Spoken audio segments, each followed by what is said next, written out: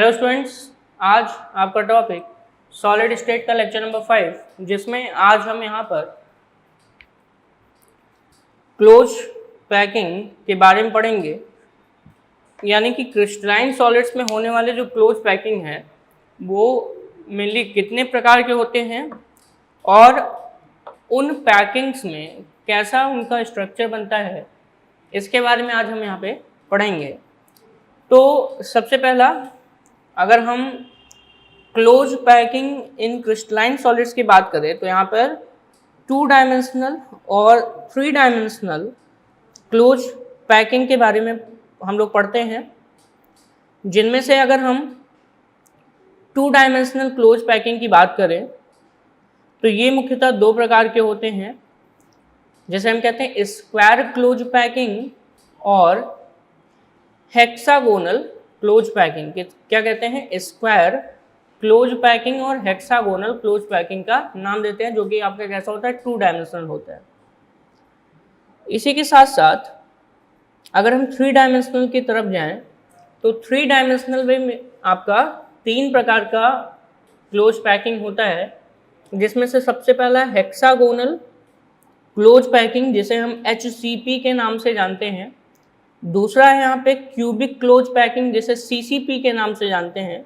और तीसरा है जिसे हम कहते हैं बॉडी सेंटर्ड क्यूबिक, यानी कि BCC के नाम से हम यहाँ पे जानते हैं। तो चलिए स्टार्ट करते हैं आज का टॉपिक, जिसका नाम है close packing in crystalline solids. ठीक है, यानी कि क्रिस्टलीय ठोस पदार्थों में क्लोज पैकिंग के बारे में पढ़ेंगे। तो नेक्स्ट है टॉपिक आज का, वो है क्लोज पैकिंग। आज का टॉपिक है जिसे हम क्या कहते हैं, क्लोज पैकिंग का नाम देते हैं, वो भी किसमें, क्रिस्टलाइन सॉलिड्स में। यहाँ पे हम क्लोज पैकिंग के बारे में पढ़ेंगे। ठीक है, तो हेडिंग है close packing in crystalline solids. In crystalline solids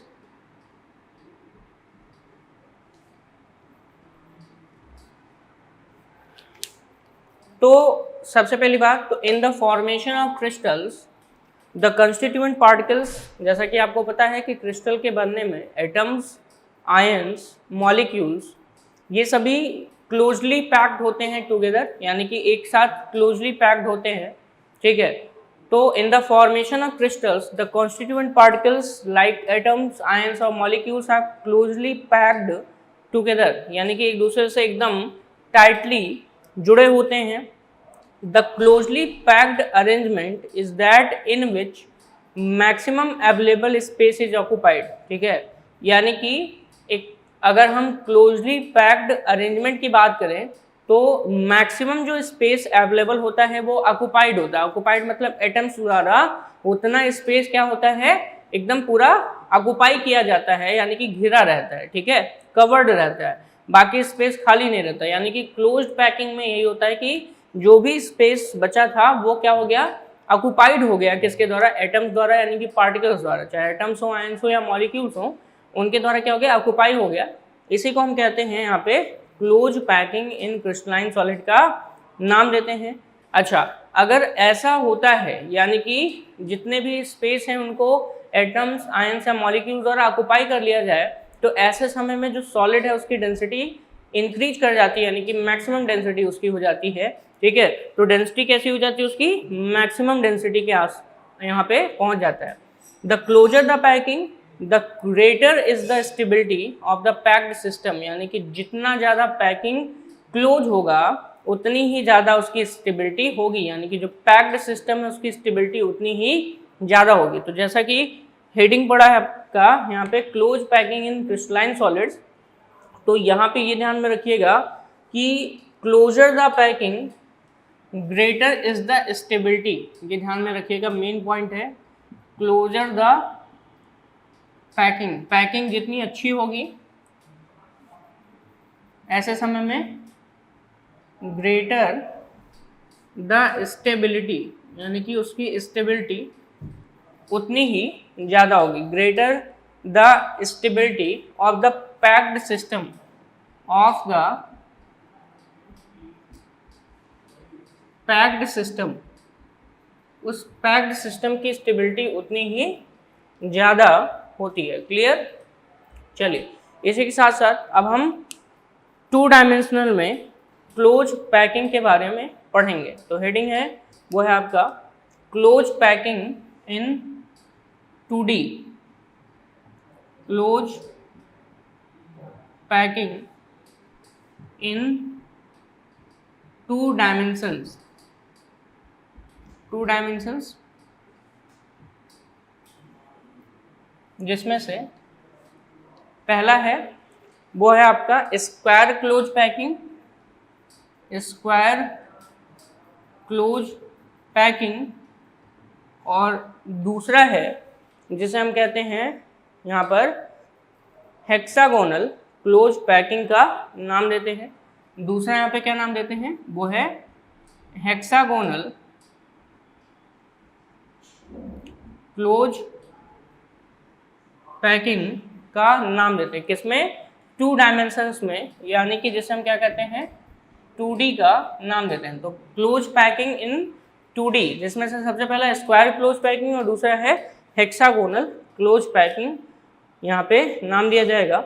square close packing की बात करें तो ऐसे समय में एक के ऊपर एक यहाँ पर रख दिया जाता है, यानी कि हेक्सागोनल में सॉरी स्क्वायर में जनरली जो एटम्स हैं वो एक के ऊपर एक सीरियल से रख दिए जाते हैं, यानी कि in which the spheres in the adjacent row lie just one over the other. ठीक है, स्फीयर्स यानी कि स्क्वायर क्लोज पैकिंग की अगर हम बात करें तो ऐसे में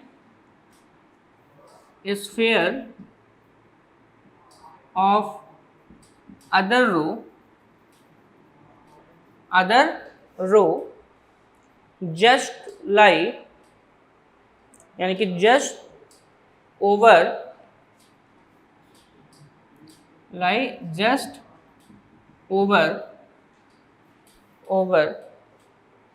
the other, just over the other. ठीक है, इसमें क्या होता है, जो स्फीयर्स होते हैं वो क्या होते हैं, एक दूसरे के ऊपर लाई करते हैं। ठीक है, and so horizontal as well as vertical alignment. ठीक है, ऐसे समय में and so horizontal and vertical alignment. ठीक है, और क्या करते हैं, हॉरिजॉन्टल और वर्टिकल अलाइनमेंट शो करते हैं, और जिससे क्या बनता है, स्क्वायर बनता है। ठीक है, एंड फॉर्म स्क्वायर, क्या बनाते हैं, स्क्वायर, यानी कि वर्ग का आकार ये गेन करते हैं। ठीक है, और ऐसे में हर एक स्फीयर अपने आसपास 4 अलग स्फीयर से टच में होता है। ठीक है, in this packing each sphere is in contact with other 4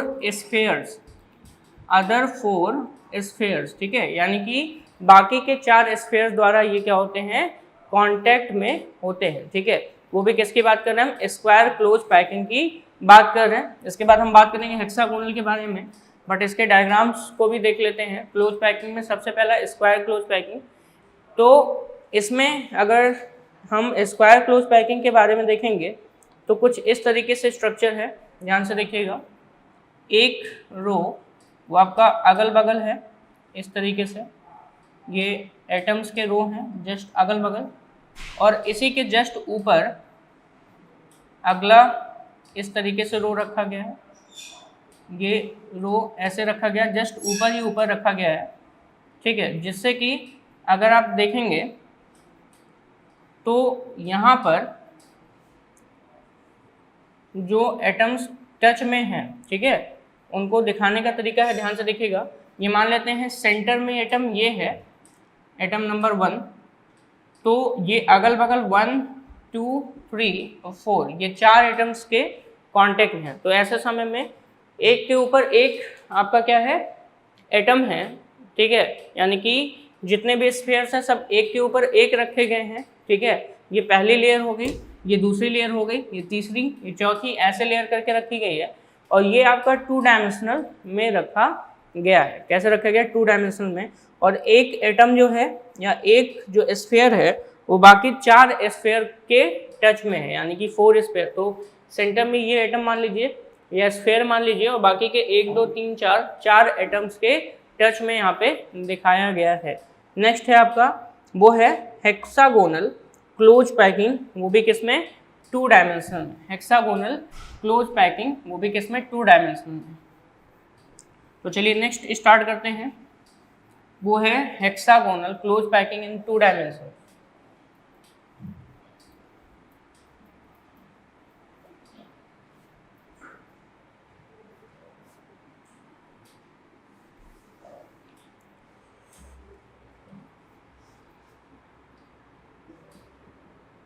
hexagonal close packing in 2D। जैसा कि अभी तक आपने यहाँ पर स्क्वायर क्लोज पैकिंग के बारे में पढ़ा, अब आप यहाँ पे पढ़ेंगे हेक्सागोनल क्लोज पैकिंग के बारे में पढ़ेंगे, ठीक है। और यहाँ पर कुछ इस तरीके के स्ट्रक्चर है, एक स्फीयर आपने बनाया, दूसरा स्फीयर आपने बनाया, नीचे का एक सिंगल ये रो मैं बना दे रहा हूँ यहाँ पे, फिर बाकी के जो रोज हैं इनके बारे में आपको बताएंगे। तो अभी तक मैं इनसी के ऊपर रखते चला जा रहा था दूसरा स्फीयर को, जस्ट एबव, लेकिन यहाँ पर जो 2 स्फीयर के बीच में जो स्पेस है, ठीक है, यहाँ पर यानी कि इस पोजीशन पर रखना होगा, यानी कि जो स्फीयर है वो पहले रो के ऊपर वहाँ पर रखा जाएगा जहाँ पर दोनों के बीच में थोड़ा सा स्पेस मिल रहा है, यानी कि in which the spheres in every second row are seated in the depression between the sphere of first row। यानी कि जितने भी सेकेंड रो आएंगे, यानी कि मान लेते हैं फर्स्ट रो है फिर सेकेंड रो आएगा, तो सेकेंड रो के जो स्फीयर हैं वो वहाँ पे रखे जाएंगे जहाँ पर पहले रो का डिप्रेशन पड़ता है। डिप्रेशन मतलब ये वाला प्लेस, ये प्लेस, ये जगह, ये जगह। तो यहाँ पे सेकेंड रो का हम स्फीयर रखेंगे। तो चलिए रखते हैं यहाँ पे सेकेंड रो का स्फीयर रखने पर, ये आपने यहाँ पर सेकेंड रो की स्फीयर रखी, ठीक है, सेकेंड रो का स्फीयर ये हो गया, इस तरीके से आपने रखा, ठीक है। और इसी के साथ साथ अगले स्फीयर यानी कि जो थर्ड होगा उसमें भी आप क्या करेंगे, इस वाले के जस्ट ऊपर रखेंगे, यानी कि इसके जस्ट ऊपर। तो आप सेकेंड रो के जो डिप्रेशंस हैं उसमें आप यहाँ पे रख रहे हैं एटम्स को, सेकेंड रो के डिप्रेशंस पर आप एटम्स को रख रहे हैं। तो ये थोड़ा सा ध्यान में रखना है कि जब भी 2D में हेक्सागोनल बनाएंगे तो कुछ इस तरीके से, ये थोड़ा ओवरलैप कर जा रहा है बट ओवरलैप करते हुए आपको नहीं दिखाना है, ठीक है।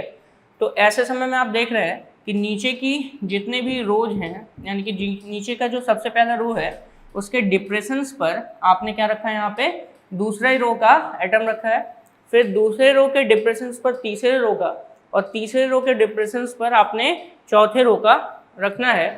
तो ये आपका होगा। और ऐसे समय में जब भी कभी आप यहाँ पर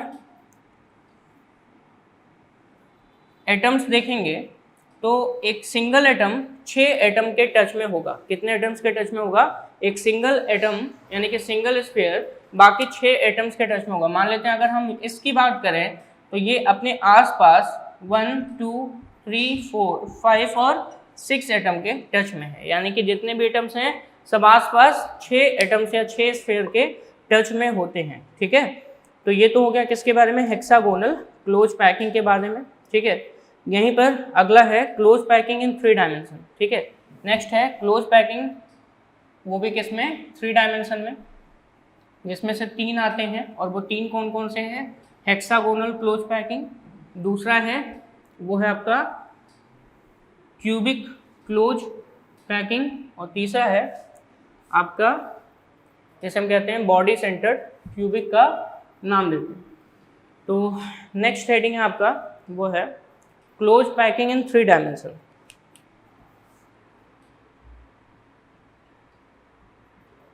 क्लोज पैकिंग इन 3 डायमेंशन। और इसमें से सबसे पहला है वो है आपका हेक्सागोनल क्लोज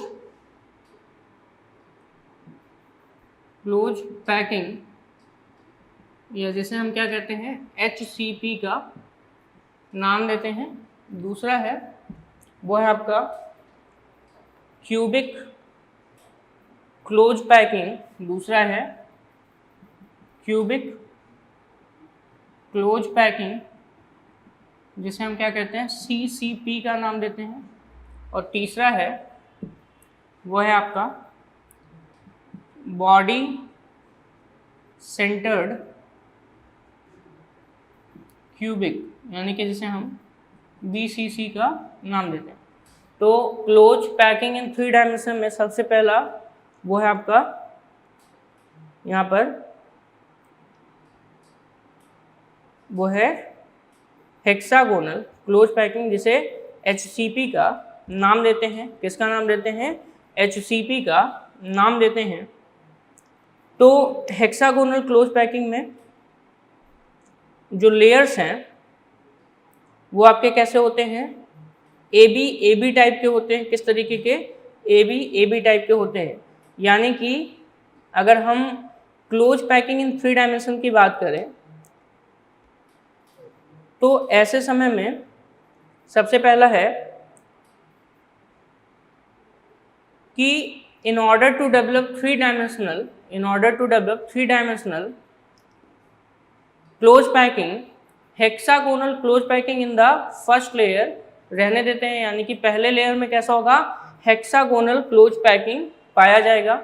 और हेक्सागोनल क्लोज पैकिंग जैसा कि मैंने आपको बताया था, ऐसे समय में अगर हमको 3D में दिखाना है तो करेंगे क्या कि अगर हमें 3D में कन्वर्ट करना है तो हेक्सागोनल क्लोज पैकिंग को रहने देंगे और हम उनके जो ट्रायंगुलर वाइड हैं, ट्रायंगुलर वाइड का मतलब समझिएगा, अगर हम हेक्सागोनल क्लोज पैकिंग बनाएं तो कुछ इस तरीके से, जैसा कि अभी आपने पढ़ा है, यहाँ पर ये आपके स्फीयर्स हैं और ये स्फीयर्स के जो डिप्रेशंस हैं उस पर आप एटम्स रखते हुए चले जा रहे हैं। तो ऐसे समय में जो बनेगा उसको हम क्या कहेंगे? हेक्सागोनल क्लोज पैकिंग का नाम देंगे। तो ये हेक्सागोनल क्लोज पैकिंग यहाँ पे बन रहा है, ठीक है।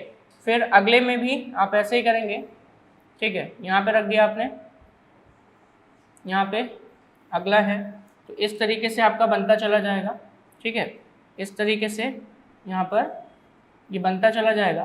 तो आप यहाँ पे देख रहे हैं तो जनरली ये कैसा है? हेक्सागोनल HCP का है, वो भी 2D में मैंने आपको दिखाया है, ठीक है।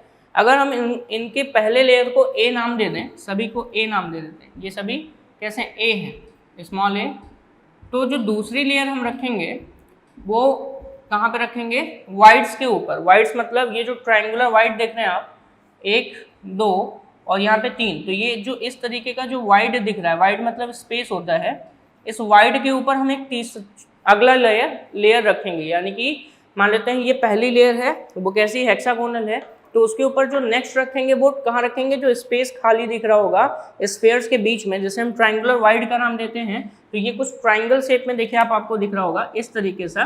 तो यहाँ पे इस ट्रायंगल शेप के वाइड के ऊपर हम अगला लेयर का एटम रखेंगे, जिसे हम स्मॉल b से दिखाएंगे।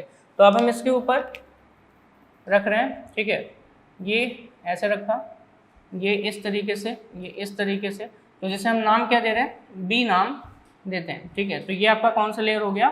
ये नेक्स्ट लेयर यहाँ पर है, जिसे हम किस नाम से जानते हैं? B के नाम से जानते हैं। अगले लेयर में कुछ यहाँ पे, ठीक है, फिर यहाँ पे ऐसे ही करके आप यहाँ पे रखते जाएंगे, तो इसे भी हम क्या नाम देंगे? B का नाम देंगे। तो इस तरीके से यहाँ पर क्या बन रहा है? आपका सेकेंड लेयर तैयार हो रहा है, जिसे हम क्या कहते हैं? पहला लेयर A है, दूसरा लेयर क्या है? B है। और इसी के साथ साथ हम D लेयर को, यानी कि हेक्सागोनल क्लोज पैकिंग में जनरली ए बी टाइप का होता है। हेक्सागोनल क्लोज पैकिंग वो भी 3D के लिए अगर देखें तो इसमें ए बी तरीके से चलता है, ठीक है।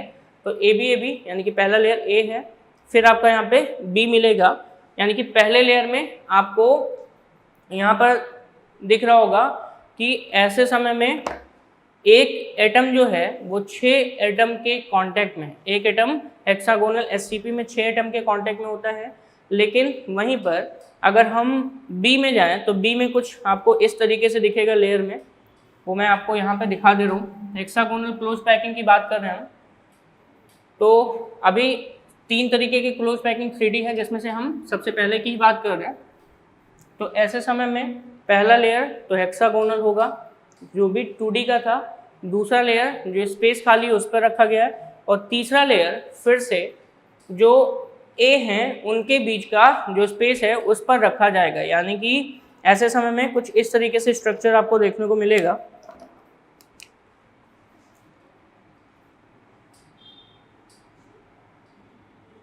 ठीक है, कुछ इस तरीके से आपको स्ट्रक्चर देखने को मिलेगा।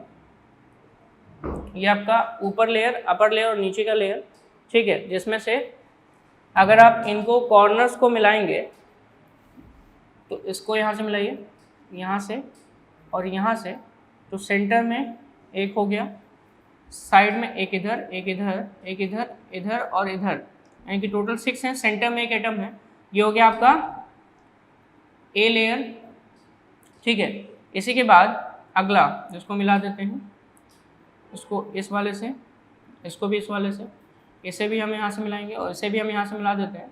तो यहाँ पर भी सेम वही काम, टोटल कितने 6 एटम्स अगल बगल, ठीक है, और यहाँ पे एक सेंटर में जो कि कुछ इस तरीके से होगा, ठीक है। ये हो गया आपका।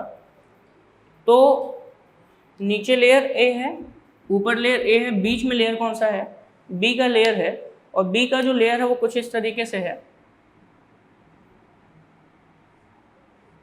ये इस तरीके से, ठीक है। बी का जो लेयर है वो इस तरीके से है, यानी कि यहाँ पर 1 2 और 3, बी वाला लेयर ये है, बी वाला लेयर ये है, इस तरीके से है, और ए वाला लेयर हेक्सागोनल है और बी कैसा है, ट्रायंगुलर यहाँ पे दिखाया जा रहा है, ठीक है। तो ये अरेंजमेंट किसके लिए है, यहाँ पे ए बी टाइप का है, और वो हेक्सागोनल क्लोज पैकिंग के अंतर्गत आता है, ठीक है। एग्जाम्पल्स में अगर हम देखें तो ये आपका barium, magnesium, zinc, cadmium, scandium, barium, magnesium, zinc, cadmium, scandium, ठीक है, टाइटेनियम,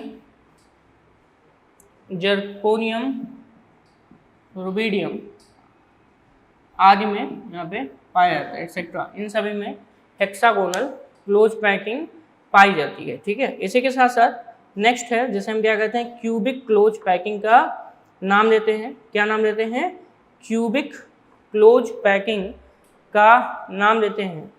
तो क्यूबिक क्लोज पैकिंग में जनरली यहाँ पर आपका the third layer is different from the first and the sphere in the third layer lie on the other set of the hollow marked C, ठीक है। यानी कि इन द फर्स्ट लेयर, ऐसे समय में इसका जो स्ट्रक्चर होता है वो कैसा होता है, ए बी सी के तरीके का होता है, ठीक है, ए बी सी। अगला है जिसे हम क्या कहते हैं, cubic close packing, cubic close packing.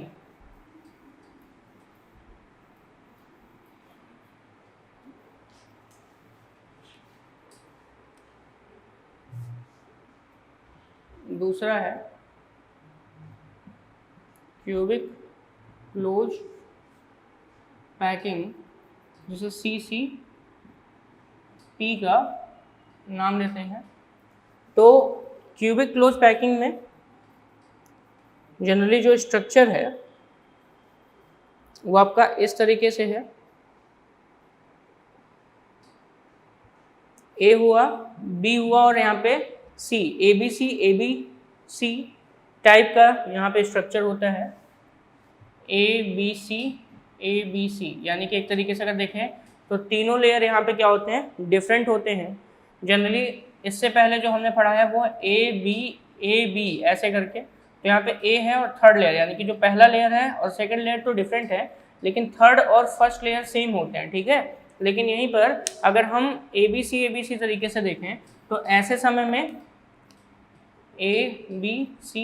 ABC, तो ऐसे समय पहला दूसरा भी डिफरेंट है और पहला और तीसरा भी क्या है यहाँ पे डिफरेंट होता है। यानी कि ऐसे समय में अगर हम यहाँ पे देखें तो क्यूबिक क्लोज पैकिंग में तीनों लेयर एक दूसरे के क्या होते हैं, डिफरेंट होते हैं। तीनों लेयर क्या होते हैं यहाँ पे, एक दूसरे के डिफरेंट होते हैं। बाकी के जो दो लेयर होते हैं वो लेयर आपके सेम ऐसे ही, पहला हेक्सागोनल, ठीक है, कुछ इस तरीके से जैसा मैंने बताया था हेक्सागोनल, बाकी के दो लेयर हेक्सागोनल, पहला लेयर एकदम हेक्सागोनल की तरह होगा, ठीक है, पहला लेयर आपका हेक्सागोनल होगा, ये बात ध्यान में रखना है। सबसे निचली लेयर कैसी होगी, हेक्सागोनल, ठीक है। और इसके बाद की जो लेयर्स होंगी वो कैसी होंगी, यहाँ पर वो आपका इन वाइड्स पर रखी होंगी, वाइड्स पर, ठीक है। ये जो आपको यहाँ पे वाइड्स दिख रहे हैं, इन वाइड्स पर ये लेयर्स रखी जाती हैं, ठीक है। और इसी के साथ साथ नेक्स्ट जो थर्ड लेयर होगा वो आपका यहाँ पे कैसा होगा, डिफरेंट होगा, ठीक है। और ये लगभग अवेलेबल स्पेस का 74% क्या करती हैं, ऑक्युपाइड करती हैं, किसके द्वारा, स्फीयर्स द्वारा, ठीक है। ये कैसा करते हैं, 74% ऑक्युपाई करती हैं टोटल स्पेस का, कितना परसेंट, 74% ऑक्युपाई करती हैं टोटल स्पेस का, कितना परसेंट, 74%। इनको अगर आप इस फॉर्म में लिखना चाहेंगे तो कुछ इस तरीके से मान लेते हैं, हमने क्यूबिक क्लोज पैकिंग को दिखाना है, तो क्यूबिक क्लोज पैकिंग कुछ इस तरीके से आप यहाँ पर दिखा सकते हैं, ठीक है। ये आपका क्यूब हुआ और इसको यहाँ से ये मिलाया और ये मिलाया, तो ये क्यूबिक क्लोज पैकिंग के लिए एटम्स की बात करें तो एटम यहाँ पे ये हो गए 3 एटम, और साथ ही साथ 3 एटम ऐसे यहाँ पे सेम, यहाँ पीछे की सरफेस, ये आगे की सरफेस थी तो पीछे की सरफेस पे भी सेम ऐसे होगा, बट अपोजिट, यानी कि इधर वाला ये हो जाएगा और ऐसे, और यहाँ पे ये, ठीक है। ये फ्रंट के पोजीशंस हैं और ये आपके नीचे के जितने भी हैं वो आपके पीछे के पोजीशंस हैं, ठीक है। कुछ इस तरीके से इनमें आपका होता है। और क्यूबिक क्लोज पैकिंग में आप इस तरीके से देखेंगे तो जो लेयर्स हैं वो आपको ABC टाइप के मिलेंगे, और वो इस तरीके से ABC टाइप के मिलेंगे, 3 ऊपर हैं, और इसी के साथ साथ इनके नंबर्स कुछ, तो ये मान लेते हैं B टाइप का है, सेंटर में आपको A टाइप का दिखेगा, और इसी के साथ साथ अगला जो है वो आपको कुछ इस तरीके से दिखेगा,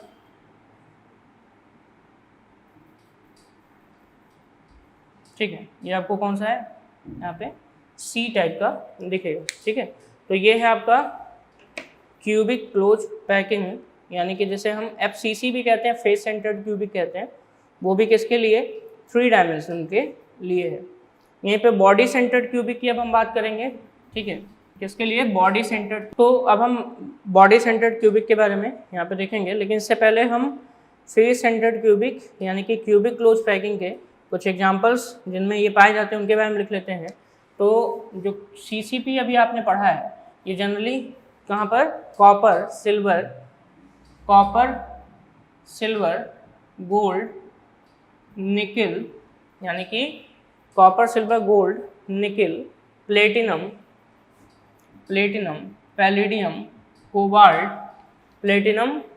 palladium cobalt, calcium strontium et cetera में पाया जाता है। ठीक है, जो सीसीपी या जिसे फेस सेंटर्ड क्यूबिक का भी नाम देते हैं इसमें पाया जाता है। इसी के साथ साथ नेक्स्ट है वो है बॉडी सेंटर्ड क्यूबिक। जनरली जो बॉडी सेंटर्ड क्यूबिक का पैकिंग है ये टोटली क्लोज नहीं होता है। ठीक है, तो इसीलिए ये एक तरीके से एकदम क्लोज पैकिंग नहीं माना जाता है। ठीक है, नेक्स्ट है थर्ड, इसे हम क्या कहते हैं, बॉडी सेंटर्ड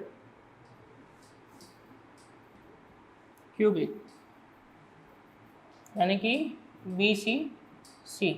ठीक है, तो बॉडी सेंटर्ड क्यूबिक का अरेंजमेंट जो है नॉट एग्जैक्टली क्लोज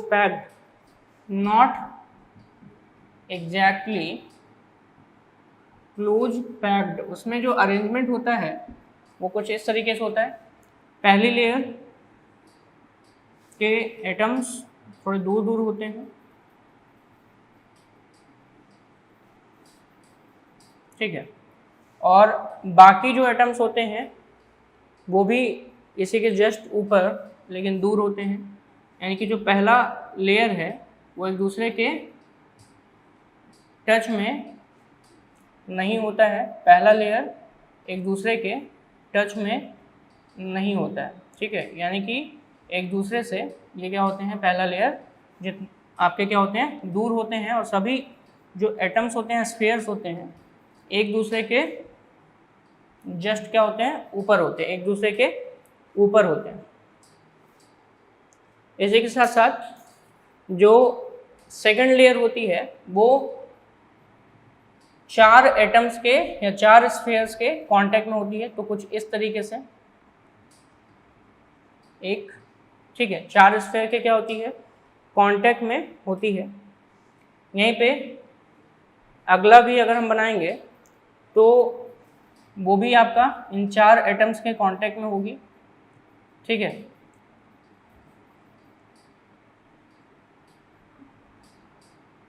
अगला भी आपका ऐसे ही 4 एटम्स के कांटेक्ट में, बाकी वो भी आपस में, यानी कि जो सेकंड लेयर है ये भी आपस में एक दूसरे को टच नहीं करती हैं।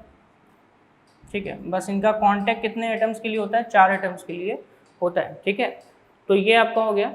और इसे हम जनरली अगर हम इन लेयर्स को ए बोलें, निचली लेयर अगर यहाँ पे ए का काम कर रही है तो बाकी के ऊपर वाली जो लेयर है वो किसका काम करेगी, यहाँ पे बी का काम करेगी। तो ऐसे समय में जो थर्ड लेयर है वो एक तरीके से ए के तरीके का ही होगा।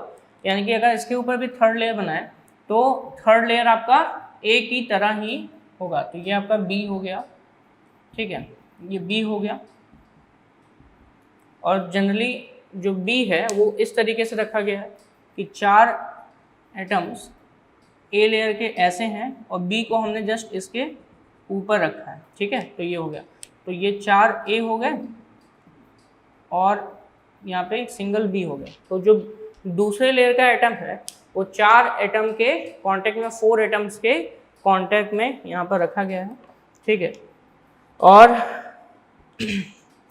अगर इस अरेंजमेंट की बात करें तो ये generally lithium, sodium, potassium, rubidium, lithium, sodium, potassium, rubidium, barium, caesium,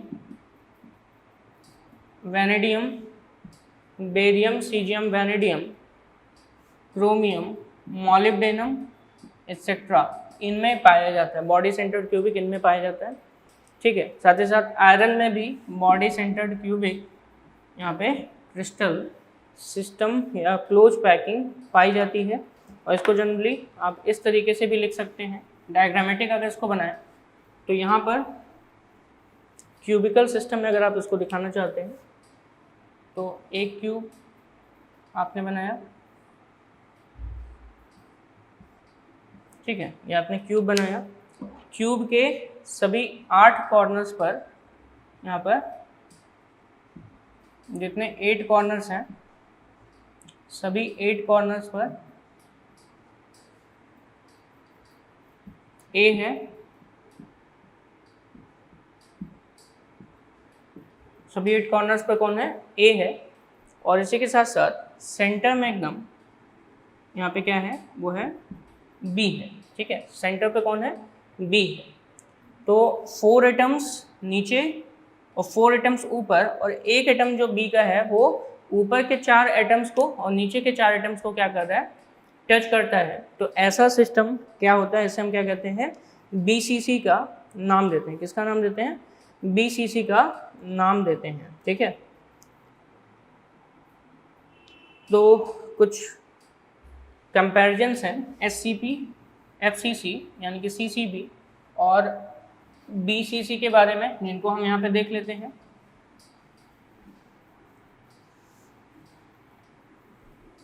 चलिए देखते हैं कि यहाँ पे क्या कंपैरिजन्स इनके बारे में है।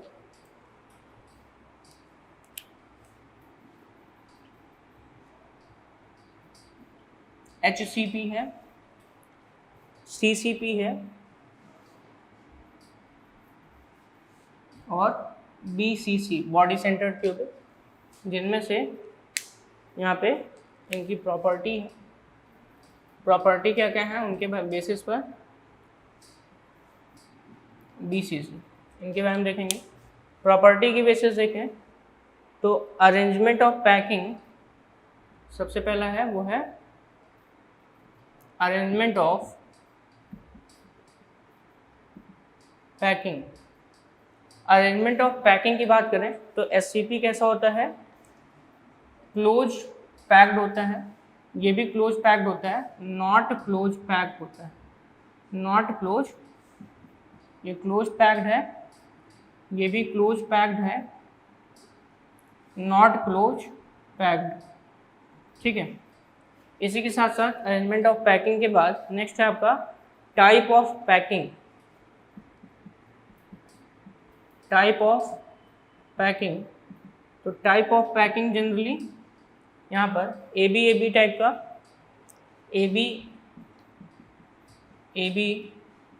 बी ऐसे टाइप का, यहाँ पे ए बी सी ऐसे, और यहाँ पे ए बी टाइप का, ठीक है। ये आपका क्लोज पैकिंग का टाइप होता है। नेक्स्ट है स्पेस कितना प्रेजेंट होता है या ऑक्युपाई किया जाता है, available space occupied, space occupied कितना परसेंट इन्होंने स्पेस को क्या किया है, ऑक्युपाइड किया है, तो 74% और यहाँ पे 68%, ठीक है, यानी कि सबसे कम स्पेस BCC द्वारा ऑक्युपाई किया जाता है। कोऑर्डिनेशन नंबर समझ में से क्या, 12 यहाँ पे भी होगी, CCP के लिए भी 12 होता है, और इसका कितना होता है, कोऑर्डिनेशन नंबर 8 होता है, ठीक है। तो ये आपका यहाँ पे कुछ डिफरेंस थे या कंपैरिजन थे किसके बारे में, HCC, SCP, hexagonal close packing, cubic close packing और बॉडी सेंटर्ड क्यूबिक से रिलेटेड टॉपिक के बारे में। नेक्स्ट है आपका वो है यहाँ पे interstitial sites in close packing, interstitial sites in close packing के बारे में पढ़ेंगे। यानी कि क्लोज पैकिंग में जो अगर देखा जाए अंतराली अवकाश, इनके बारे में बात करने जा रहे हैं कि कौन कौन से वाइड यहाँ पे पाए जाते हैं, कौन कौन से अवकाश पाए जाते हैं। तो जैसा कि क्लोज पैकिंग 2D और 3D आपने पढ़ा, 2D में 2 तरीके का पढ़ा, स्क्वायर और हेक्सागोनल, और 3D में 3 तरीके के आपने क्लोज पैकिंग पढ़े। वो है आपका हेक्सागोनल क्लोज पैकिंग इन 3D, दूसरा था यहाँ पे क्यूबिकल क्लोज पैकिंग, और तीसरा है बॉडी सेंटर्ड क्यूबिक। नेक्स्ट है आपका interstitial sites in close packing. अगला है interstitial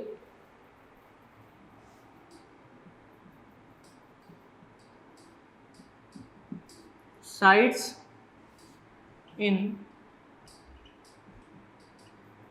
close packing,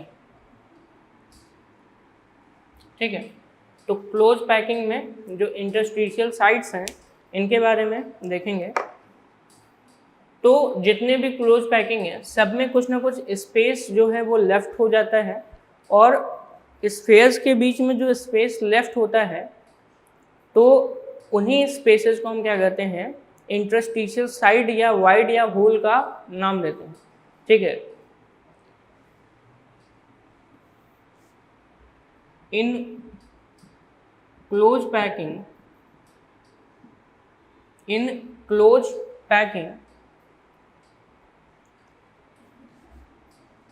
some spaces are left between the spheres known as interstitial sites,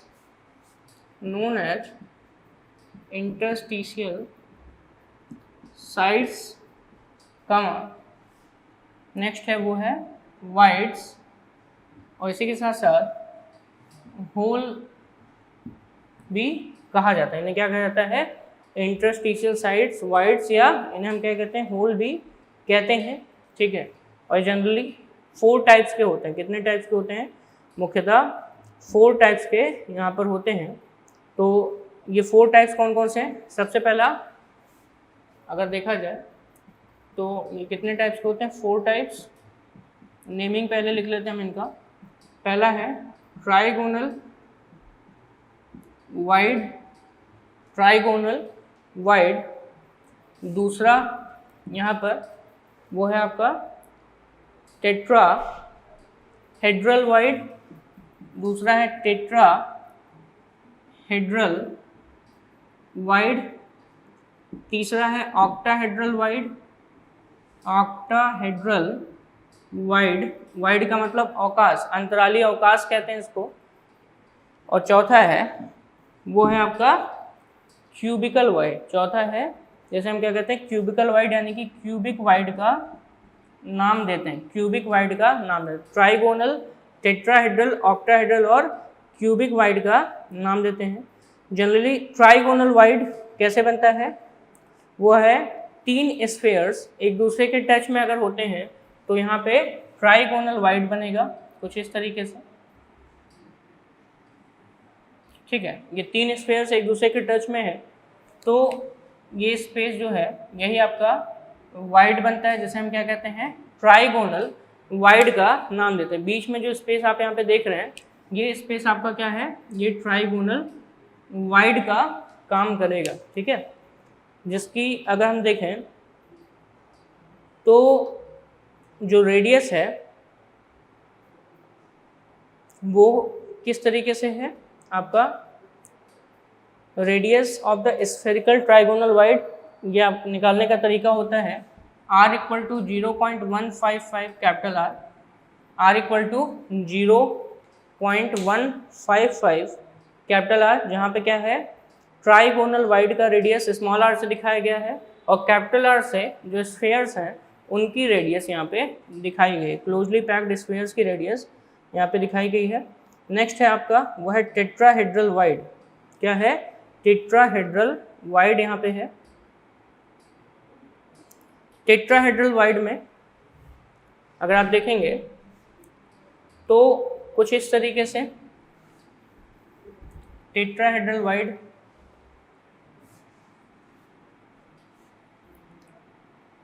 एक स्फेयर, 2 स्फेयर, ठीक है, एक स्फेयर हो गया, दूसरा स्फेयर हो गया और ये हो गया आपका तीसरा स्फेयर, ये तीसरा स्फेयर हो गया। ये तो आपका अभी मैंने ट्राइगोनल वाइड के फॉर्म में दिखाया था। और एक और स्फेयर मैं यहाँ पे रख देता हूँ जो कि इस वाइड के जस्ट ऊपर रखा गया है। वाइड के कहाँ रखा गया, ऊपर रखा गया है।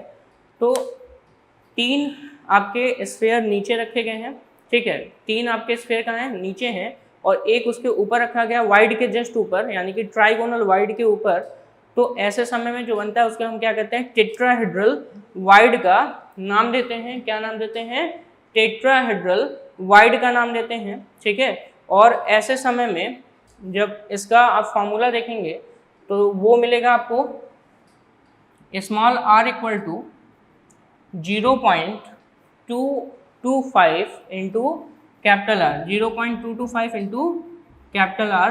ये आपका स्मॉल, यहाँ पे स्मॉल r का क्या है, कैपिटल R से रिलेशन है, जहाँ पे स्मॉल r क्या है, radius of the tetrahedral void है, और यहीं पे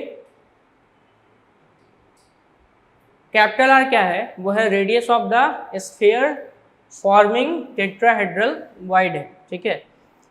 अगला है आपका ऑक्टाहेड्रल वाइड। नेक्स्ट है ऑक्टाहेड्रल वाइड। ऑक्टाहेड्रल वाइड के लिए अभी तक आपने टेट्राहेड्रल वाइड पढ़ा, ऑक्टाहेड्रल वाइड कुछ इस तरीके से होगा। यहाँ पे आप ध्यान में देखिएगा 3 ये स्फीयर्स हैं जो कि कुछ इस तरीके से बने हुए हैं, ठीक है। और बाकी के जो 3 हम यहाँ पे रखेंगे, ठीक है, वो हम यहाँ पर अपोजिट तरीके से रखेंगे, यानी कि एक यहाँ पर, एक यहाँ पर और एक यहाँ पर, ठीक है, ये हो गया। यानी कि अगर इन 3 को हम ऐसे, इनके सेंटर्स यहाँ हैं और एक सेंटर यहाँ है, तो अगर इस तरीके से मिल रहे हैं तो बाकी के जो 3 हैं उनके सेंटर्स आपको कुछ इस तरीके से मिलेंगे, ठीक है। तो ये जो बीच में आप स्पेस देख रहे हैं यहाँ पे, ठीक है, इसी को हम क्या कहते हैं, ऑक्टाहेड्रल वाइड का नाम देते हैं, ठीक है। क्या नाम देते हैं, ऑक्टाहेड्रल वाइड का नाम देते हैं, ठीक है। और इसका रिलेशन जो है वो कुछ इस तरीके से होता है, R equal to 0.414 capital R equal to 0.414 capital R के बराबर होता है। नेक्स्ट है क्यूबिक वाइड। नेक्स्ट है cubic void. Octahedral void 3 atoms या स्फीयर आपस में टच में नीचे, और जो उसी के ऊपर अपोजिट डायरेक्शन में हम 3 और स्फीयर्स को रखेंगे, तो ऐसे समय जो वाइड बनता है उसको हम क्या कहते हैं, ऑक्टाहेड्रल वाइड का नाम देंगे। नेक्स्ट है वो है आपका क्यूबिक वाइड। तो क्यूबिक वाइड हम आपको बताने जा रहे हैं कुछ इस तरीके से। क्यूबिक वाइड की बात करें तो यहाँ पर एक क्यूब बनाएंगे आप, ठीक है, एक क्यूब बनाया, और क्यूब बनाने के बाद ध्यान में रखना है कि सभी कॉर्नर्स को एक एक एटम यहाँ पे दिखाएंगे, सभी कॉर्नर्स पे एक एक एटम, ये मैंने दिखाया, स्फीयर दिखा दिया, और बाकी सेंटर पर यानी कि बॉडी सेंटर्ड में एक मैंने यहाँ पर ऐसे पॉइंट बता दिया, इसी को बोलते हैं क्यूबिक वाइड का नाम देते हैं। किसका नाम देते हैं, क्यूबिक वाइड का नाम देते हैं। यानी कि चारों एटम से घिरे होने के बावजूद जो सेंटर में क्यूब के स्पेस बचता है, ऊपर 4 और नीचे 4, यानी कि टोटल 8 एटम द्वारा अगर हम देखें तो इन 8 एटम से घिरे होने के बाद, ठीक है, 8 एटम, और साथ ही साथ ये भी ध्यान में रखिएगा यहाँ पर भी एक एटम और यहाँ पर भी एक एटम है, तो इनसे घिरे होने के बाद जो स्पेस बचता है उसे हम क्या कहते हैं, ठीक है, क्या कहते हैं यहाँ पे, क्यूबिक वाइड का नाम देते हैं। यानी कि this type of wide is form between 8 closely packed spheres which occupy all the 8 corners of the cube. यानी कि उसके स्पेस में जो बचता है उसी को हम क्या बोलते हैं, यहाँ पर क्यूबिक वाइड का नाम देते हैं। और ऐसे समय में जो रिलेशन है R equal to capital R में जो रिलेशन है वो है 0.732 कैपिटल R, 0.732 कैपिटल R, ठीक है। तो जैसा कि ट्राइगोनल में आपने फॉर्मूला क्या पढ़ा, R equal to 0.155 R equal to 0.155 capital R। Tetrahedral में फॉर्मूला पढ़ा है आपने, वो है आपका R equal to 0.225 R, 0.225 capital R। Octahedral में R equal to 0.414 capital R। और यहीं पे क्यूबिक वाइड में आपने पढ़ा है अभी अभी R equal to 0.732 capital R। ये फार्मूला आप याद रखिएगा, ठीक है, ताकि इससे आप वाइड की जो रेडियस है और स्फीयर की जो रेडियस है उसमें रिलेशन लगाकर आप सॉल्व कर सकते हैं। यहीं पे अगर हम यहाँ पे डिक्रीजिंग ऑर्डर देखें किसका, वेरियस वाइड का, तो सबसे ज़्यादा अगर वाइड है तो वो है क्यूबिक का, ठीक है, क्यूबिक का वाइड सबसे ज़्यादा है क्यूबिक का, फिर उसके बाद ऑक्टाहेड्रल का है, ठीक है, ऑक्टाहेड्रल का क्यूबिक से कम, ऑक्टाहेड्रल के बाद टेट्राहेड्रल का है, और टेट्राहेड्रल के बाद यहाँ पर लास्ट में वो किसका है, ट्राइगोनल का वाइड का यहाँ पे स्पेस है। तो क्यूबिक वाइड बड़ा है साइज में, उसके बाद ऑक्टाहेड्रल बड़ा है, उसके बाद टेट्राहेड्रल बड़ा है, और सबसे छोटा जो है वो है आपका ट्राइगोनल वाइड यहाँ पे होता है। इसी के साथ साथ आज के लेक्चर में बस इतना ही। आगे के जो टॉपिक्स हम आपको नए लेक्चर में देंगे। Thank you so much.